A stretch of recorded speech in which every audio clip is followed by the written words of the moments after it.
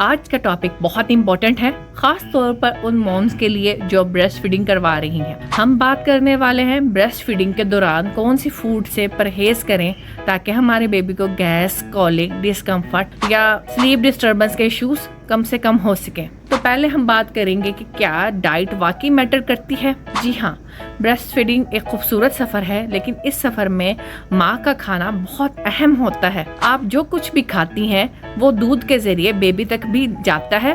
अक्सर foods safe होती हैं, कुछ चीज़ें ऐसी होती हैं जो बेबी को नुकसान दे सकती हैं या उससे अनईजी बेबी फील कर सकता है। अब बात करेंगे किन खानों से परहेज करना चाहिए। चाय, कॉफ़ी, सॉफ्ट ड्रिंक्स, कैफीन वाली प्रोडक्ट्स, इनसे अगर आप कोशिश करें तो परहेज करें। परहेज अगर कर सकें तो करें, वरना कम से कम यूज़ करें। कुछ लोगों को आदत हुई होती है तो वो फिर अपना जो चाय के कप हैं या कॉफ़ी है वो 1 से 2 कर लें, इनसे ज़्यादा ना कीजिए। अब है स्पाइसी फूड्स, जो मिर्च मसाले वाली चीज़ें होती हैं ना, अगर आपने कभी गौर किया हो तो आपको महसूस होगा कि ज़्यादा तीखा खाने से बेबी के पेट में, बेबी में गैस या कॉलिक, डिस्कम्फर्ट का सबब बनते हैं। हर बेबी का मेटाबॉलिज्म थोड़ा डिफरेंट होता है, थोड़ा सा रिएक्शन उसका डिफरेंट होता है। बेहतर है कि हम अगर इन चीज़ों से कम यूज़ करें तो बेहतर रहेगा। अब बात करेंगे हाई मर्क्यूरी कंटेंट की, जो कि कुछ मछलियों में होते हैं। ऐसी मछलियां जिनमें मर्क्यूरी कंटेंट ज़्यादा है वो कौन कौन सी हैं, जैसे शार्क होगी, स्वॉर्ड फिश होगी या मैकेरल होगी।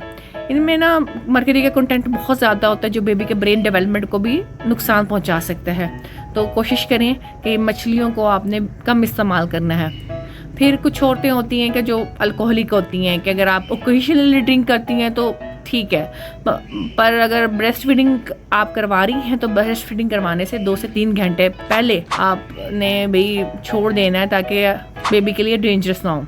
बात करेंगे गैस बनाने वाले फूड्स की, जैसे गोभी, दाल या बीन्स होगी ना, इनमें ऐसी चीज़ें होती हैं कि जो ना औरत में अगर औरत कंज्यूम करे तो उसके बेबी को कॉलिक बढ़ जाता है। अगर आपको ऐसा लगे तो टेम्परेली अवॉइड करें और फिर धीरे धीरे दोबारा इंट्रोड्यूस करें। एलर्जिक फूड्स जैसे कि डेयरी या नट्स वगैरह हो गई, कुछ फैमिलीज में ये एलर्जी का इश्यू होता है कि वो डेयरी प्रोडक्ट्स जो होते हैं वो यूज़ नहीं कर सकते, या नट्स वगैरह हैं तो उनसे एलर्जी हो जाएगी बेबी को।